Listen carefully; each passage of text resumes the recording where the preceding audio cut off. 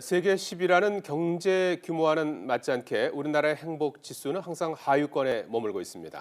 우리 국민의 행복 지수가 낮은 이유는 무엇인지 차유정 기자가 보도합니다. 지난 1월 통신사 고객센터에서 전화 응대를 하던 여고생이 스트레스를 견디다 못해 스스로 목숨을 끊었습니다.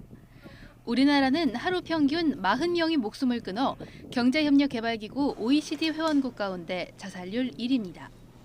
가족, 학교, 지역사회 같은 공동체가 삶을 위로해주는 버팀목이 되지 못하는 게 주된 이유로 꼽힙니다. 혼자 자취하다 보니까 혼밥을 많이 먹게 돼요. 그럴 때면은 이제 가족 단위로 온 사람들 보면은 되게 혼자 밥 먹고 있는 저 보면서 좀 불쌍하기도 하고 서럽기도 하고. 실제로 이번에 처음 발표된 국민 삶의 질 지수를 보면 10년 전보다 조금이나마 개선된 다른 영역들과는 달리 가족 공동체 분야만 유일하게 뒷걸음질 쳤습니다. 이혼율이 높아지면서 한부모 가정이 늘고 급속한 고령화 속에 혼자 사는 노인이 증가한 데다 지역사회 소속감도 떨어졌습니다. 이 밖에도 고용임금 분야와 주거 분야에서 삶의 질이 전체 평균에 못 미쳤습니다.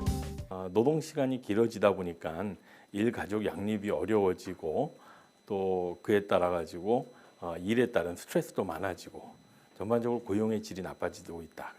종합적인 삶의 질 지수는 10년 전보다 12% 정도 높아졌지만 이는 기업과 정부를 포함한 국민 총소득이 늘어난 영향이 큽니다.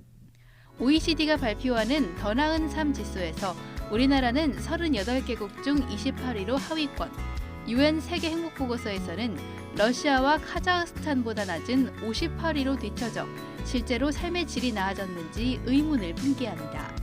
앞으로는 소득계층별 건강격차 등 다양한 분배 지표도 종합지수에 반영해 국민들의 삶의 질 지수를 보다 현실성 있게 개선해야 할 것으로 보입니다.